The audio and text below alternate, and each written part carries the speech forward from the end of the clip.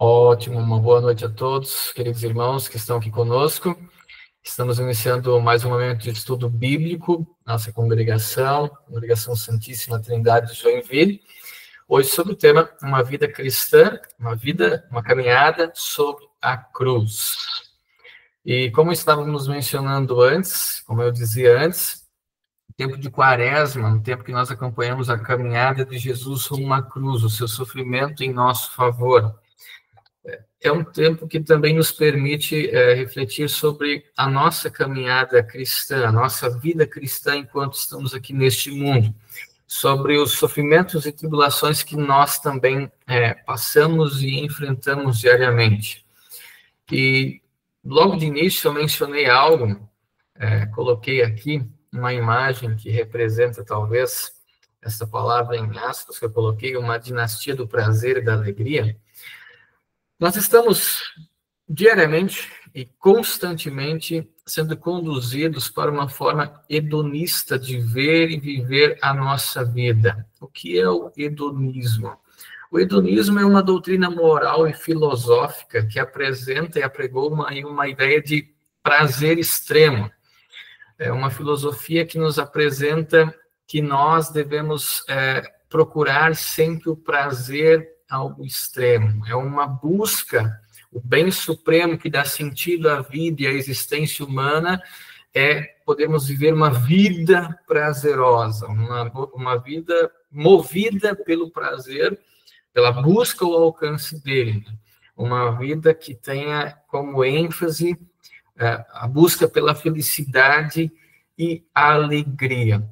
E com certeza o pecado, Satanás e o mundo estão tentando nos encaminhar para uma forma de ver e viver a nossa vida que contemple apenas isso, né?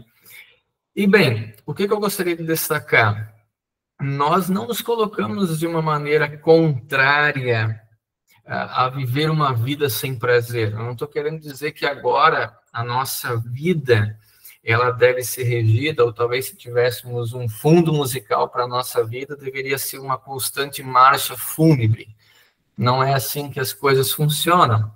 Nós temos a alegria de poder viver também uma vida prazerosa. Deus nos concede inúmeros dons, os dons ali do primeiro artigo do credo, ele nos concede inúmeras bênçãos, ele nos concede também a oportunidade de viver uma vida prazerosa, de desfrutar de prazeres biblicamente saudáveis, que nos trazem felicidade e alegria.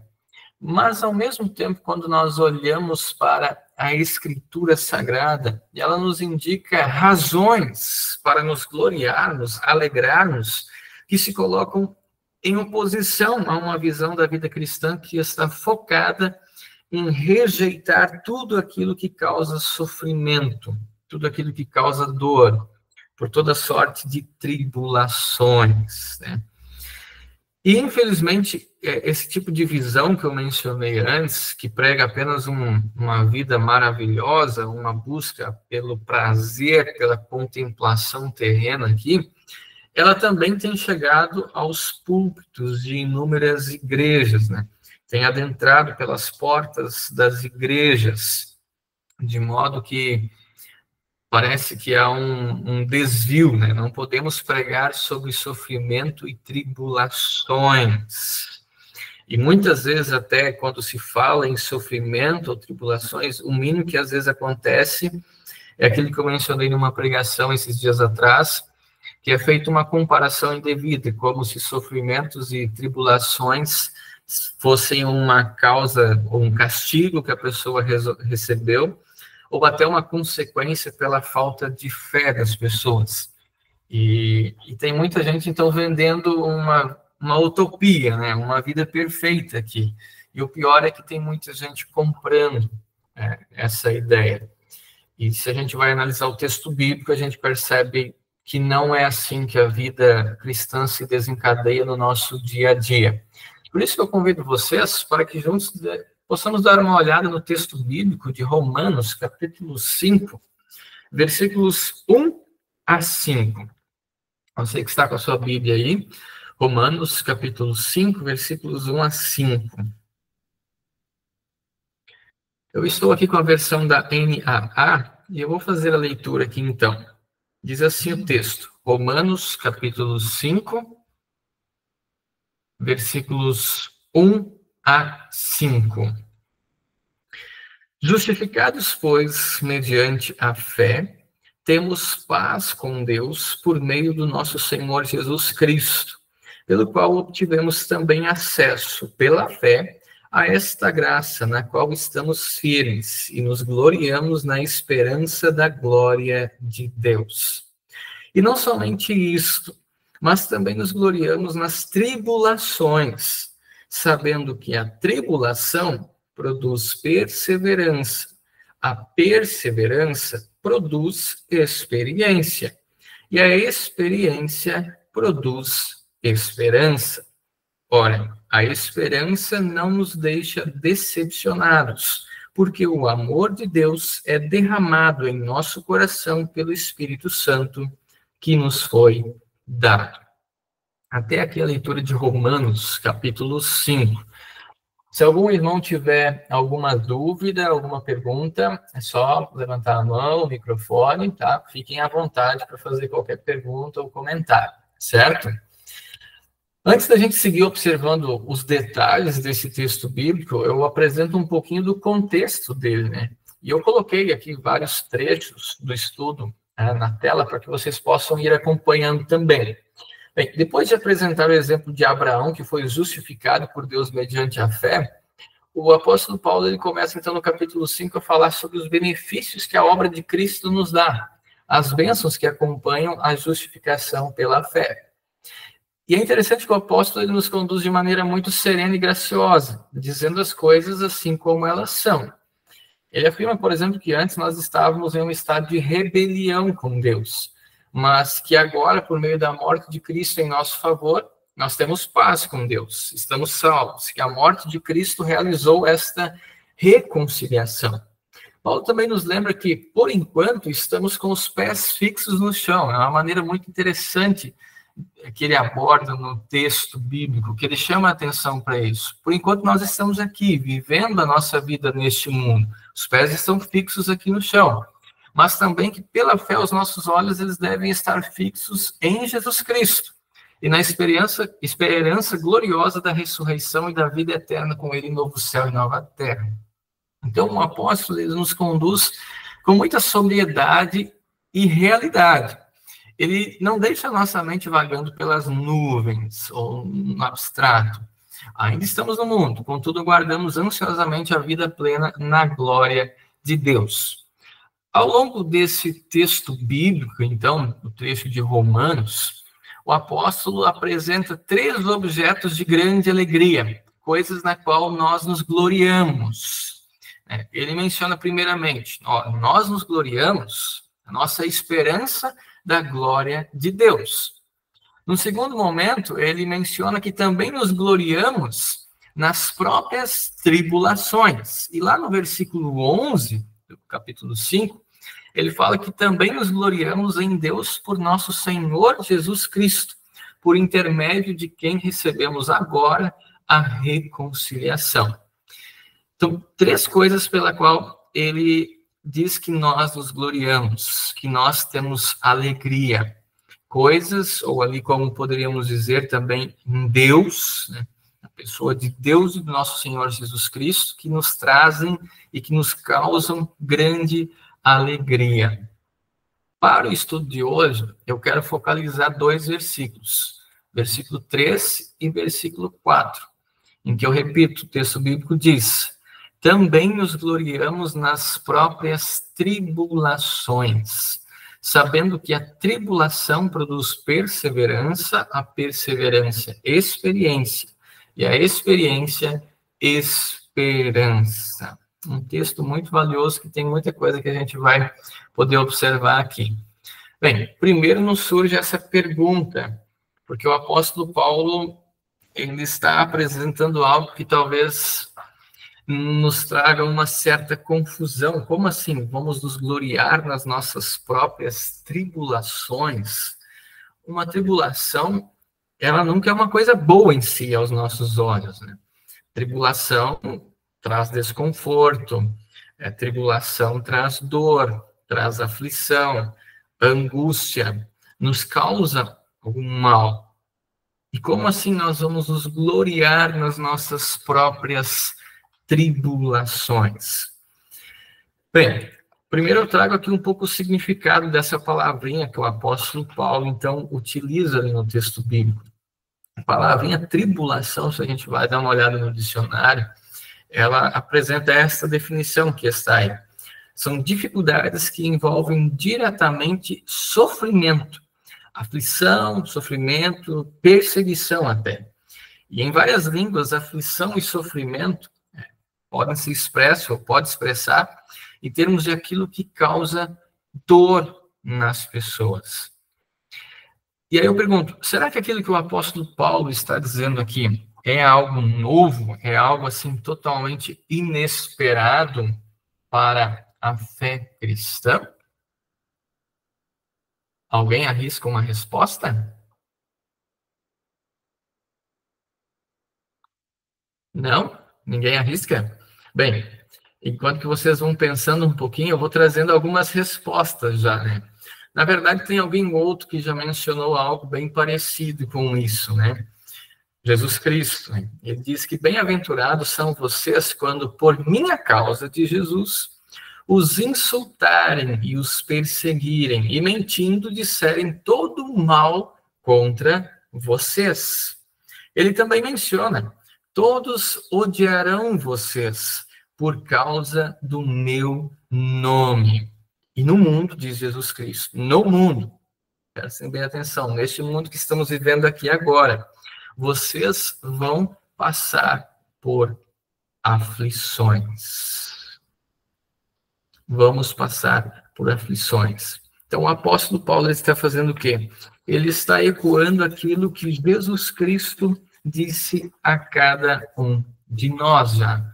E será que nós estamos dispostos a passar por tribulações, a ter que encarar a realidade de que seremos odiados por causa do nome de Jesus Cristo?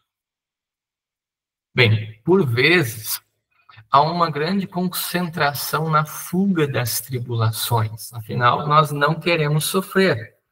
Existem até algumas falsas perspectivas de que Deus tem a obrigação de fazer com que vivamos num mar de rosas aqui no mundo, neste mundo, e ainda está corrompido pelo pecado. E, infelizmente, esta muitas vezes é até a pregação de muitas igrejas, de promover, por meio da pregação,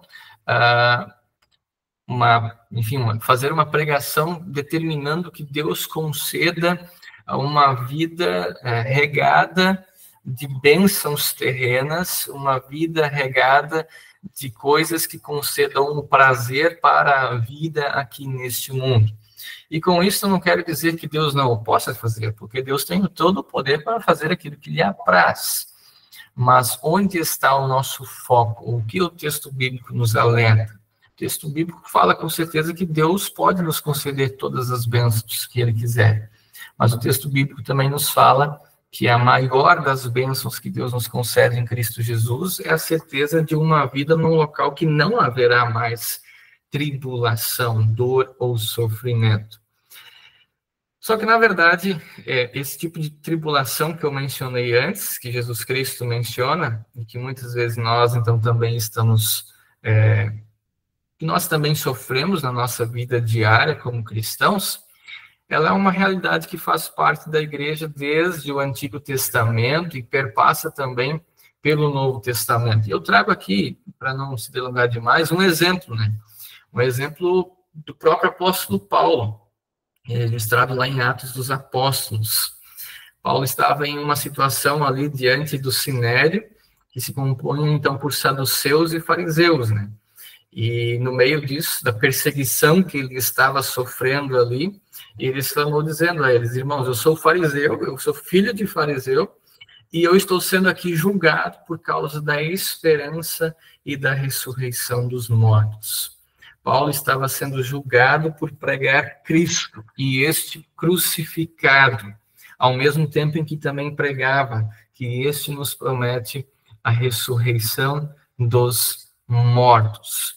Então, ele estava tendo ali uma pregação extremamente escriturística, uma pregação bíblica, e, obviamente, isso estava lhe causando perseguição. Sr. Hartwig, pode falar. Pastor, me veio uma lembrança, quando Jesus, na Semana Santa, ele estava já bem próximo de chegar no auge da obra dele, né? Ele deu uma declaração, ou uma citação, que diz assim: a minha alma está profundamente triste até a morte.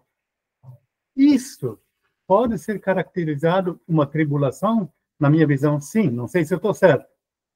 Uma tribulação que Jesus Cristo também estava passando e sofrendo como um verdadeiro homem que é, enquanto estava aqui na sua caminhada rumo à cruz, né? Isto? Ok. Bem, no Novo Testamento, quando a gente olha para o Novo Testamento, a gente percebe, e um autor disse isso, que o Novo Testamento, as aflições são vistas como a experiência normal do cristão. Os apóstolos, diz esse autor, inclusive, eles exortavam os conversos, né, aqueles que tinham sido convertidos à fé cristã, mostrando que através de muitas tribulações nos importa entrar no reino de Deus. As aflições e tribulações eram vistas como uma característica do verdadeiro cristianismo.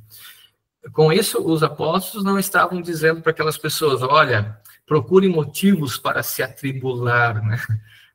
Ou como que se essas tribulações lhe fossem obras que lhe garantiriam algum mérito diante de Deus. Não é nesse sentido. Mas eles estavam mostrando para eles: olha, vocês agora se converteram à fé cristã, vocês creem no nome de Jesus Cristo como seu Senhor e Salvador, estejam preparados, porque muitas tribulações vão sobrevir a cada um de vocês por causa do nome de Jesus Cristo.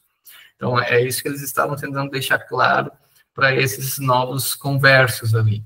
Lutero, inclusive, menciona que na Escritura as tribulações são chamadas apropriadamente de cruz de Cristo. É o próprio Jesus que também nos diz: toma a sua cruz e siga-me.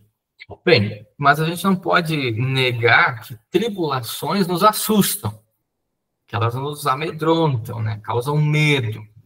Mas nós precisamos continuar olhando para as Escrituras Sagradas. Afinal, as mesmas Escrituras que nos falam das tribulações que nós vamos passar, o mesmo Jesus Cristo que diz: todos odiarão vocês por causa do meu nome, também diz: mas não se perderá um só fio de cabelo da cabeça de vocês.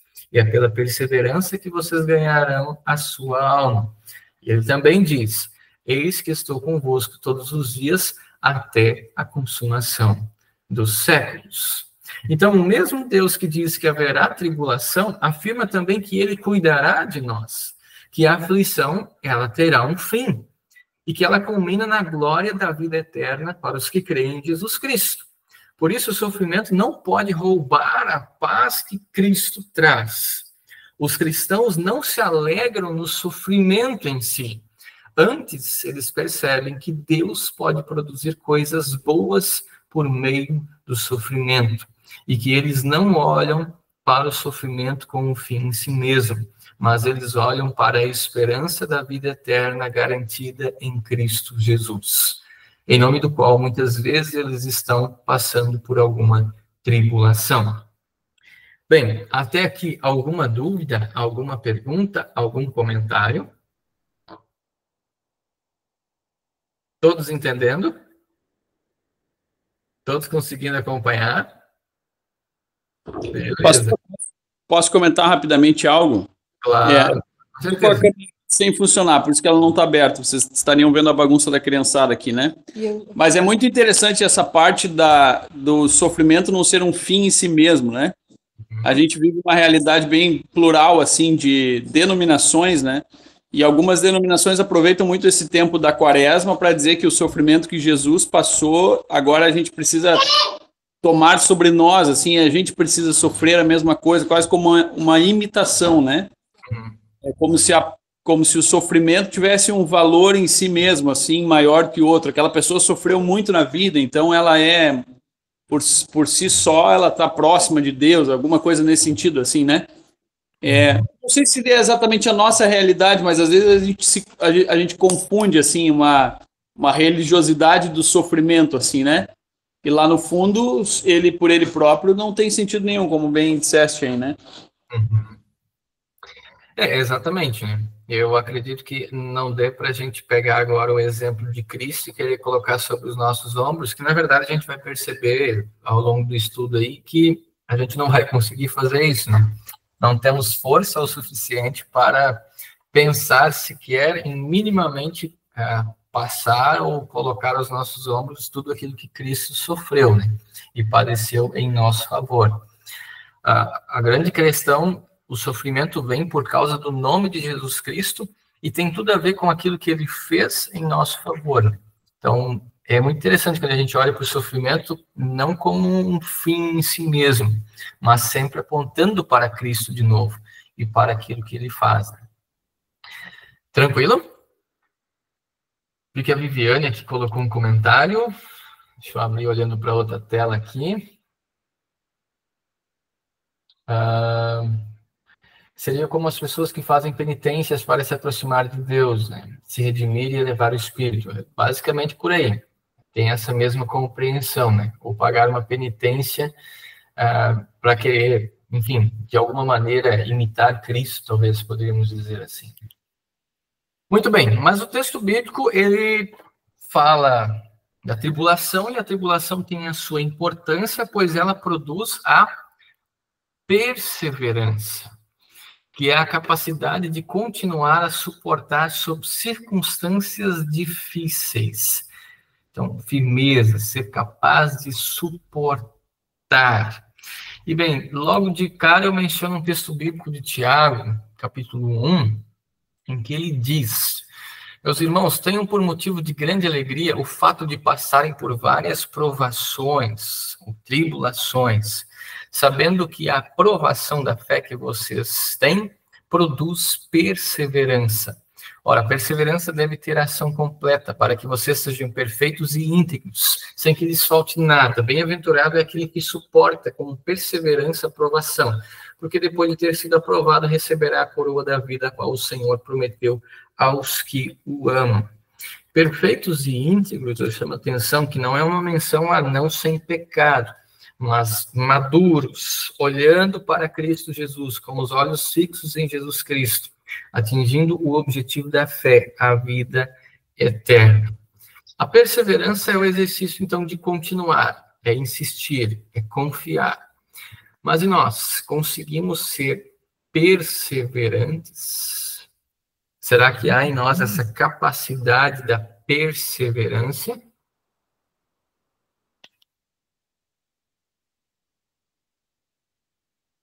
No final de semana, eu lembro que no culto eu falei sobre o tema da paciência, que também talvez poderia entrar aqui neste momento, onde eu procurei ali fazer uma breve comparação, talvez, né, com a nossa impaciência diante de momentos em que talvez a coisa não acontece do nosso jeito, ou a nossa impaciência diante de momentos em que talvez a gente questione, mas espera aí, Deus, realmente estás ao nosso lado? Olha as tribulações que eu estou passando, estás realmente presente na nossa vida?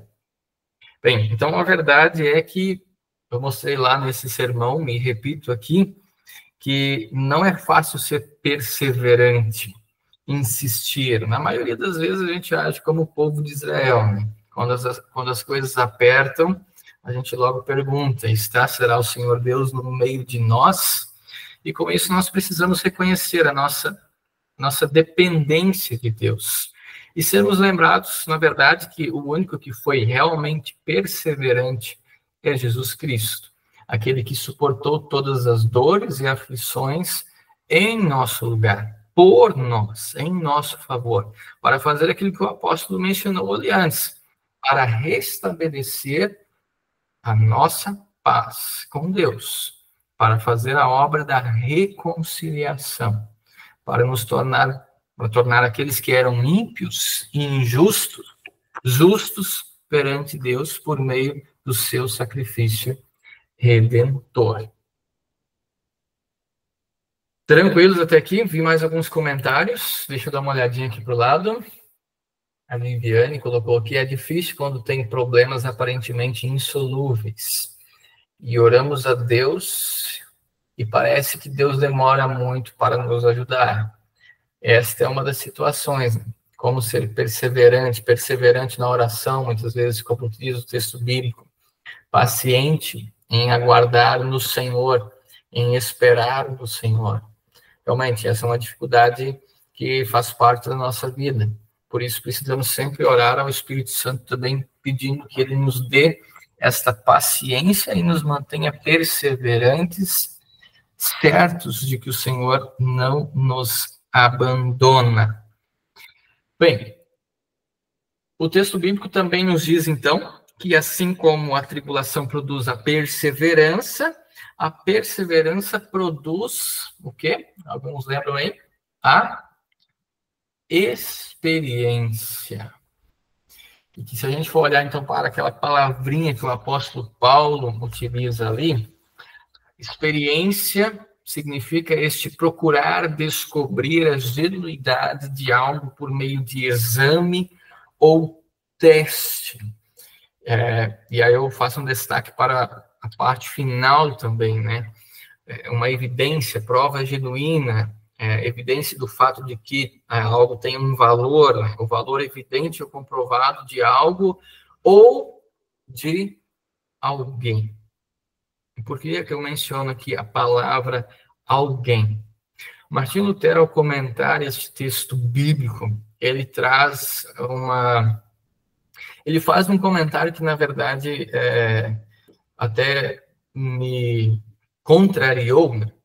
Porque na primeira leitura desse texto bíblico, talvez aquilo que a gente pensa assim, tudo isso promove, então, em primeiro lugar, a minha experiência como cristão. A tribulação, a perseverança é algo que vai me deixar mais experiente e vai me deixar mais forte diante de Deus. Podemos, talvez, ir por aí? Vamos primeiro ver o que o Lutero diz? Bem, Lutero menciona que o Todo-Poderoso Deus, após ter justificado a pessoa e concedido seus dons espirituais, imediatamente a atribula, a exercita e a examina, a fim de que aquela sua natureza ímpia não se precipite sobre as coisas para desfrutá-las, visto serem elas muito agradáveis, estimulando fortemente a fruição, ou seja, usufruir de uma certa vantagem, a fim de que, por causa de tamanha ignorância, não venha a se perder eternamente. Então, Lutero vai, por outro lado, ele vai dizer, olha, promove a experiência. Na verdade, então, agora, é como se ele dissesse, Deus, então, vai te provar, ele vai exercitar, ele vai te examinar. E aí, quando Lutero está falando também em termos de provação, ele diz que isso acontece para que sejam abertos os olhos e cada qual possa ver a disposição do seu próprio coração. Isto é, conhecer a si mesmo e descobrir se ele realmente ama a Deus por causa de Deus. O que Deus sabe sem nenhum teste. Assim, ele também menciona, quando lemos o Salmo 139, quando diz lá o salmista, prova-me, ó Deus, e conhece o meu coração. E isso, diz Lutero, isto é, faça com que seja conhecido também a mim. Interroga-me e conhece as minhas veredas, e vê se há em mim um caminho iníquo, e guia-me pelo caminho eterno. Então, é como que se Deus permitisse com que conosco acontecessem provações, a fim de que não nos percamos sobre as vantagens das grandiosas bênçãos que Deus nos concede, mas para que Ele sempre nos mantenha firmes e apegados nele. Dúvida até aqui? Pergunta? Comentários? Tudo certo? Ok, eu vou passando aqui para a gente não se delongar então demais. E bem, claro que a gente pode também falar nessa parte sobre aquilo que Lutero também diz sobre o ciclo da vida cristã. Lutero menciona que o ciclo, ele fala não só do ciclo da vida cristã, mas ele até usa isso de uma maneira mais específica ao falar sobre a formação de pastores, muitas vezes. Ele diz que o ciclo da nossa vida cristã, ela se dá nessas 3 partes que são contínuas aí, que a nossa vida envolve oração, se colocar diante de Deus como pecadores, que dependem da sua graça e da sua misericórdia, passar pela meditação, que inclui o ouvir da sua palavra, a sua palavra que nos admoesta, que nos ensina, que nos fala sobre a sua vontade e que nos fala sobre o seu amor por nós em Cristo Jesus, e que isso culmina na nossa vida diária, onde acontecem também as tentações, onde a gente vive a nossa vida exposto ao mundo, a Satanás. E todas essas tentações e toda a nossa vida diária, elas nos levam de volta para a oração. Então, é um círculo que não tem fim. E é um círculo que acontece diariamente, então, diz ele. Nossa vida é movida por isso. Se colocar diante de Deus em oração, ouvir a sua palavra, ser guiado e orientado por esta palavra, viver esta palavra na nossa vida diária, em todas as vocações nas quais estamos envolvidos. E isso nos faz, então, retornar para a oração. Bem, tribulação produz perseverança. A perseverança produz experiência. E a experiência, então, produz o quê? Diz o texto bíblico, produz a esperança. Que significa aguardar com confiança por aquilo que é bom e benéfico. Ter esperança, pôr a esperança em alguém. Ou em algo também poderia significar esta palavra.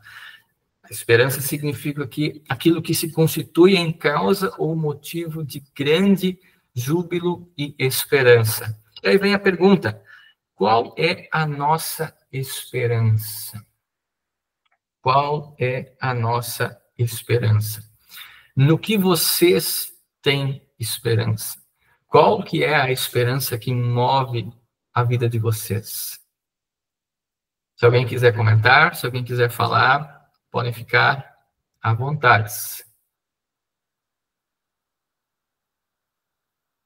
Ricardo, pode dizer aí.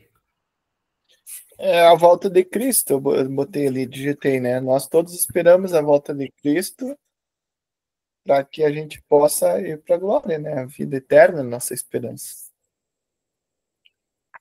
Exatamente, faz parte desse pacote. O texto bíblico nos diz, Paulo falando aos Colossenses: damos sempre graças a Deus, Pai de nosso Senhor Jesus Cristo, quando oramos por vocês, desde que ouvimos da fé que vocês têm em Cristo Jesus e do amor que vocês têm por todos os santos, por causa da esperança que está guardada para vocês nos céus.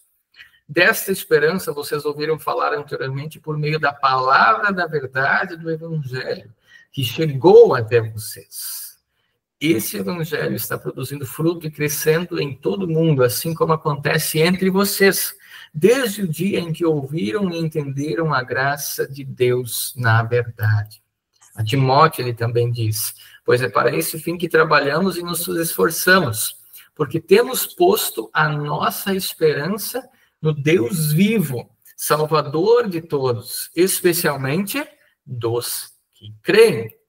E aí também, 1 Pedro: bendito seja o Deus e Pai de nosso Senhor Jesus Cristo, que segundo a sua grande misericórdia nos regenerou para uma viva esperança, mediante a ressurreição de Jesus Cristo dentre os mortos, para uma herança que não pode ser destruída, que não fica manchada, que não murcha e que está reservada nos céus para vocês, que são guardados pelo poder de Deus, mediante a fé, para a salvação preparada para ser revelada no último tempo. Nisto, espelho, vocês exultam, embora no presente, por breve tempo, se necessário, sejam contristados por várias provações. Para quê? Uma finalidade: uma vez confirmado o valor da fé que vocês têm, muito mais preciosa do que ouro perecível, mesmo apurado pelo fogo, resulte em louvor, glória e honra na revelação de Jesus Cristo, mesmo sem tê-lo visto, vocês o amam, mesmo não o vendo agora, mas crendo nele, exultam com uma alegria indescritível e cheia de glória, obtendo o alvo dessa fé, a salvação eterna. Esta é a nossa esperança. É nisto o que nos gloriamos, diz a Escritura Sagrada. Até aqui, dúvida, pergunta? Tudo certo? Tranquilo? Ricardo?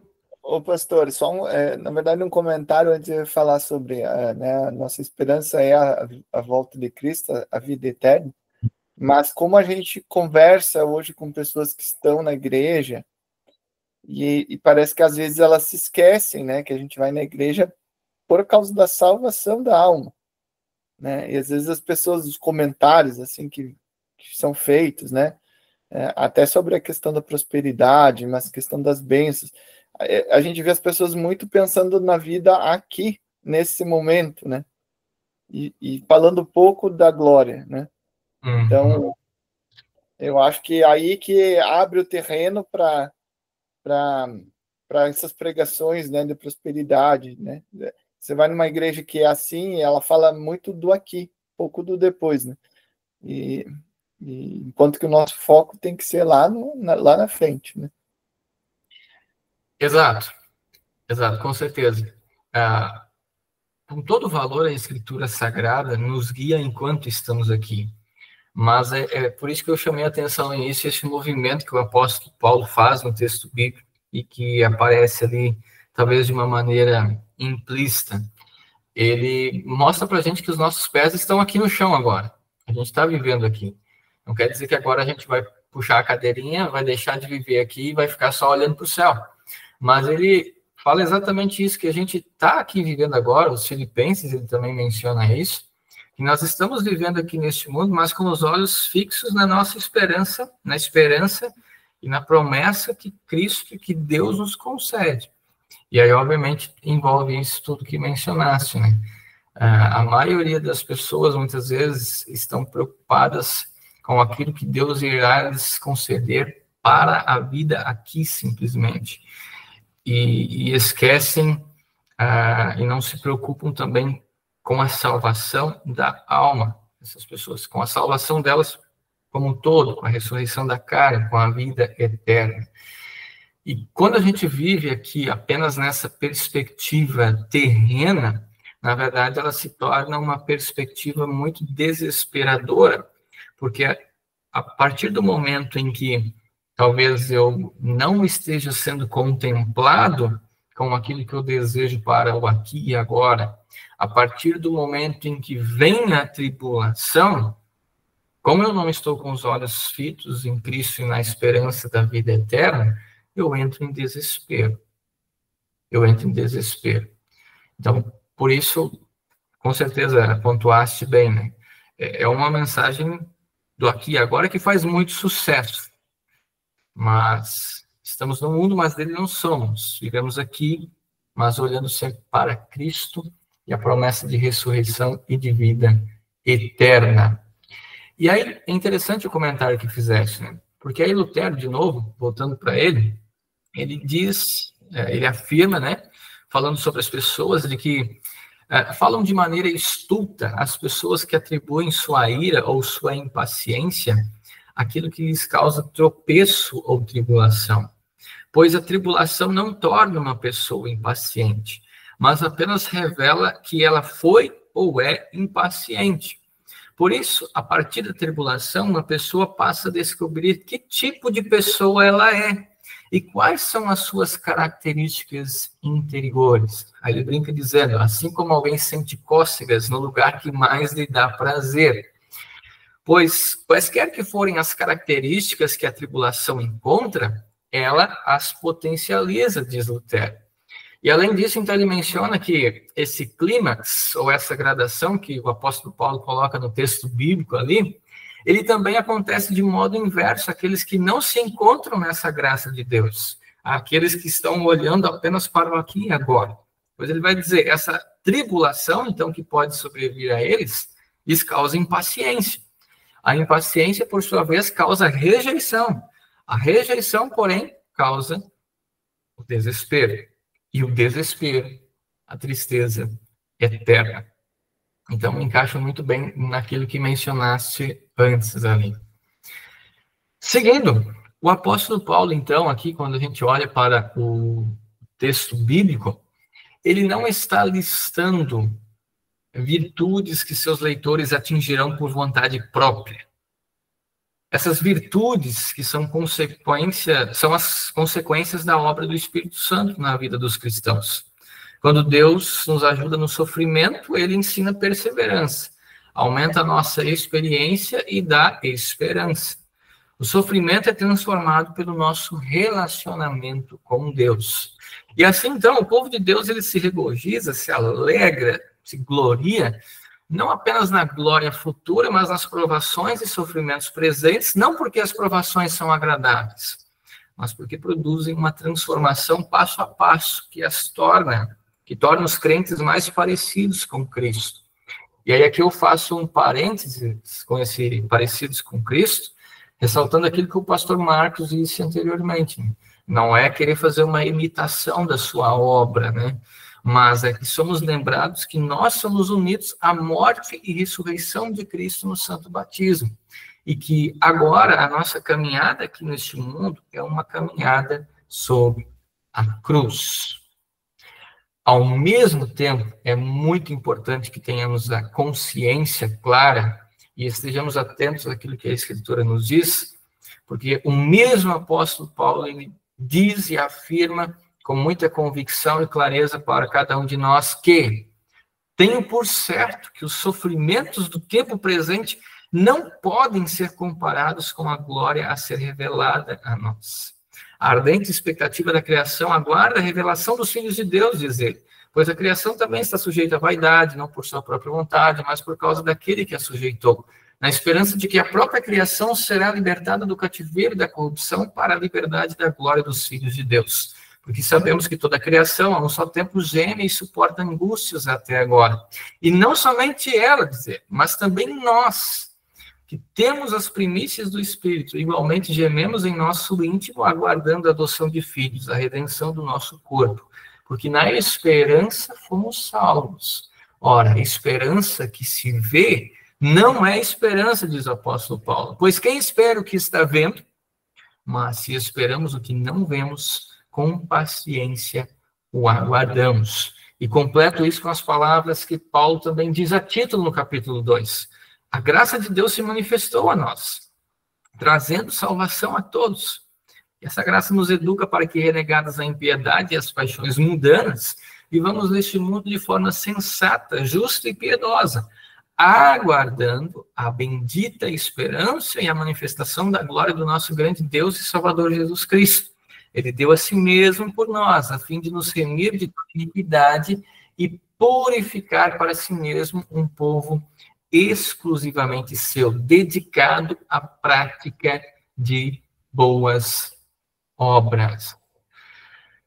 Uma pausa rápida aqui que eu ouvi. Alguém talvez que tenha alguma pergunta. Viviane colocou aqui, eu não consigo entender essa frase, que os sofrimentos de agora não podem ser comparados com a glória futura a ser revelada. Como comparar um sofrimento com uma coisa boa? Tem que comparar coisa boa com coisa boa. Exatamente, mas se a gente for olhar aquilo que o apóstolo está fazendo, ele está exatamente estabelecendo esse contraste para nos enaltecer a essa esperança. Ele está dizendo, olha, aqui a gente vai passar por tribulação, mas a gente não pode comparar as tribulações desta vida com aquilo que Deus nos promete na glória futura, porque as tribulações que nós passamos aqui não chegam nem perto da grandiosidade de tudo aquilo que Deus nos concede na vida eterna. Então, talvez a gente pode pensar assim, poxa, a tribulação nos atinge de uma maneira muito forte, a tribulação é grande, muito maior é a graça de Deus, é aquilo que Ele nos concede. Muito maior é a bênção do perdão, da vida e da salvação. Consegui responder a pergunta, Viviane? Ainda tem dúvida? Calixta diz aqui, vamos ter muito mais alegrias no céu do que todas as dores que vivemos aqui. Isso faz-nos pensar que vale a pena. Viviane, podes comentar. Opa, acho que a Viviane saiu.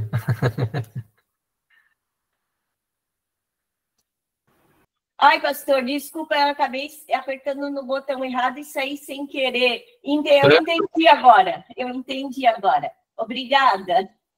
Certo, tranquilo. Alguém mais com alguma dúvida, alguma pergunta? Pastor Edivan, me ouvindo? Opa, tranquilo. Muito interessante, né, essa parte. O versículo antes que tu leu ali de Romanos 8:18, né? Isso, né? Porque para mim tenho por certo que os sofrimentos do tempo presente não podem ser comparados com a glória a ser revelada em nós.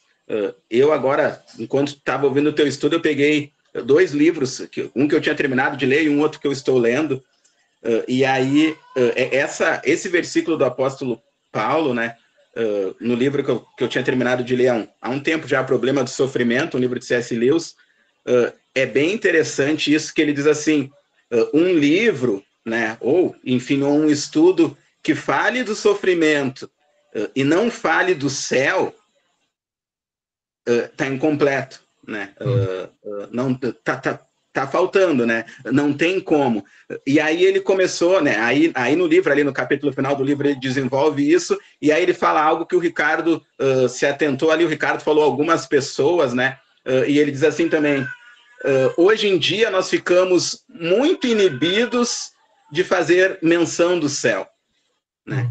E aí isso, né, nos leva a pensar, né, a gente fica inibido realmente, né? Às vezes a gente fala pouco, aí ele diz assim, que nós ficamos inibidos porque a gente pensa mais ou menos assim, que alguém vai dizer assim, então tu não tá preocupado em viver uma vida feliz agora, tu tá numa fantasia de um mundo onde não vai ter nenhum sofrimento. E aí ele diz assim, se nós não acreditamos nessa fantasia, né, de um mundo sem sofrimento, então o cristianismo não existe. Se nós acreditamos num mundo realmente sem sofrimentos, então a gente precisa anunciar isso, né? A gente precisa falar mais sobre isso, né? E aí é bem interessante, às vezes eu paro para pensar, né, sobre o sofrimento, que é um tema que aflige todos nós. A gente deveria falar mais do céu quando a gente fala sobre esse tema, né? E sim, né, e quando a gente fala sobre o sofrimento como cristão, sobre a gente caminhar, né, pelo sofrimento, né? No momento a gente precisa caminhar. E aí, rapidamente, para não me delongar muito, um outro livro que eu estou lendo, de um alemão, eu não sei falar alemão, você sabe muito melhor que eu, Dietrich Bonhoeffer, acho que não sei se é assim que fala, né? Um alemão que sofreu muito, né, no nazismo, né? Ele traçou um plano para matar Hitler e acabou ele sendo morto antes. E aí, quando ele fala sobre isso também, né, sobre o sofrimento, que ele realmente passou muito sofrimento, tem algo que ele escreve, só para concluir assim, né, a minha fala, ele diz assim, que o sofrimento, ele não chega a cansar nós, que somos os discípulos, ele não nos desgasta, ele não torna nós, discípulos de Cristo, amargurados a ponto de a gente se arruinar, porque nós suportamos o sofrimento na força daquele que nos sustém, né? E aí é muito interessante isso, né? O cristão, ele não se torna um amargurado diante do sofrimento, porque nós suportamos com Cristo, né? Com o crucificado, né? Com o nosso Consolador. Então, às vezes, sofrimento nós temos que caminhar, né? Caminhar por ele, né? Mas com a força daquele que nos sustém, né? E sempre olhando lá para a eternidade. Muito bom, pastor, muito bom ouvir o senhor. Muito obrigado, pastor. E eu agradeço também o comentário que fizeste aí nesse momento, porque tens toda a razão sobre isso que estás comentando, e me lembraste também de algo que eu esqueci de mencionar ali na anotação, quando citaste novamente o versículo ali, né? Percebam o que o texto bíblico está dizendo, né? tenho por certo que os sofrimentos do tempo presente, não podem ser comparados com a glória a ser revelada em nós. Em nós. Então, o próprio apóstolo está nos lembrando também daquilo que Deus fará na vida daqueles que creem nele. Ele está falando de ressurreição, ele está falando aqui também de um corpo glorioso, um corpo transformado, que todos aqueles que creem em Cristo receberão. Então, muito obrigado, pastor Daniel, e realmente nos lembra isso, né? O apóstolo Paulo nos fala, ele faz uma comparação dos sofrimentos do presente, inclusive com a glória a ser revelada em nós, né? Tudo aquilo que Deus fará também diretamente a nós, né? E claro, isso em novo céu e nova terra. Seguindo, então, mais alguém? Alguma dúvida, alguma pergunta? Deixa eu olhar o chat aqui rapidinho. Cadê? Calito, você colocou aqui. Vamos ter muitas mais alegrias. Isso vale a pena. 1 Coríntios 15:19 diz, é realmente perfeito nessas horas, né? Se esperamos em Cristo, só nesta vida somos os mais miseráveis de todos os homens. Isso aí. Seguindo aqui, então, já chegando nos finalmente aqui, né? Assim, irmãos, a esperança do cristão, ela é uma posse preciosa, diz um autor, por causa da qual ela se regozija e se gloria, porque o objetivo desta esperança é a glória de Deus, da qual, por fim, seremos participantes. As aflições da vida atual resultam todas em nosso benefício, pois nestas provações a nossa fé é exercitada e aprovada. E a esperança do cristão não o envergonhará, pois é isso que diz o texto bíblico ali de Romanos que nós lemos há pouco. Seu cumprimento está absolutamente certo. Ela precisa trazer a salvação. Ela não pode desapontar, pois o amor de Deus é derramado em nossos corações pelo Espírito Santo que nos foi dado. E é o testemunho do Espírito que nos convence de modo rico e diário que Deus nos ama, que seu amor é em Cristo, que é o nosso Salvador, a nossa plena propriedade. Ele nos mantém plenamente firmes e certos de nossa bem-aventurança. O amor de Deus que pousa sobre a morte vicária de Cristo é o fundamento suficiente e certo de nossa esperança da salvação futura, mesmo diante dos sofrimentos do presente. E aí, para finalizar, um último texto bíblico que também ressalta aquilo que mencionamos agora há pouco.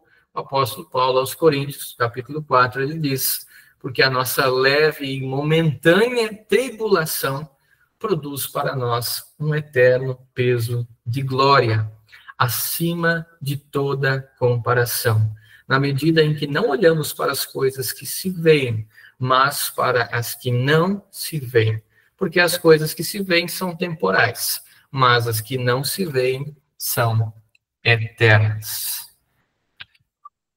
Ponto até aqui. Alguma dúvida, pergunta? Podem ficar à vontade, irmãos, para comentários também.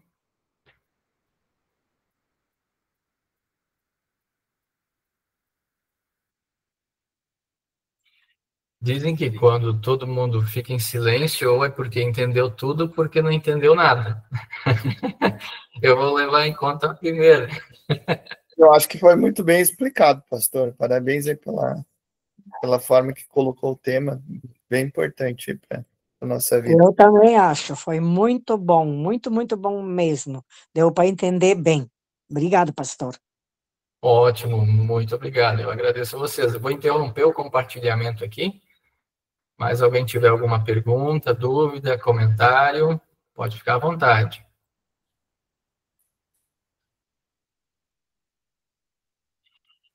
Não havendo, irmãos, então só para a gente finalizar, esse tema eu trouxe para exatamente nos lembrar, então, desses detalhes, né? Muitas vezes a gente foge deste assunto dos sofrimentos,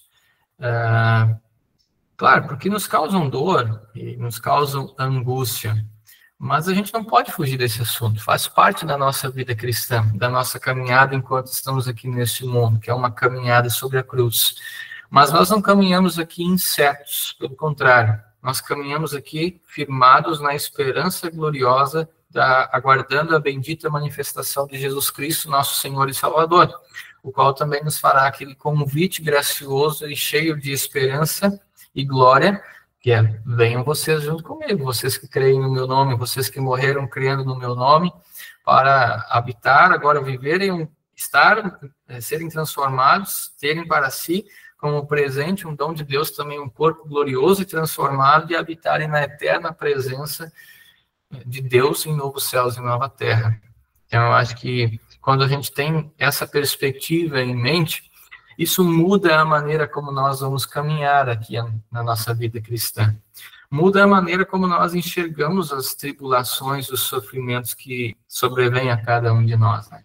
E nos enchem de consolo e esperança, para que nesses momentos não venhamos a cair em desespero, mas para que estejamos certos de que temos um Senhor certo sobre as nossas vidas. Um Deus que faz promessas graciosas, cheias de esperança, e um Deus que, acima de tudo, é fiel e mantém essa sua fidelidade para cumprir essas promessas. E a prova, acima de todas disto, é a cruz de Jesus.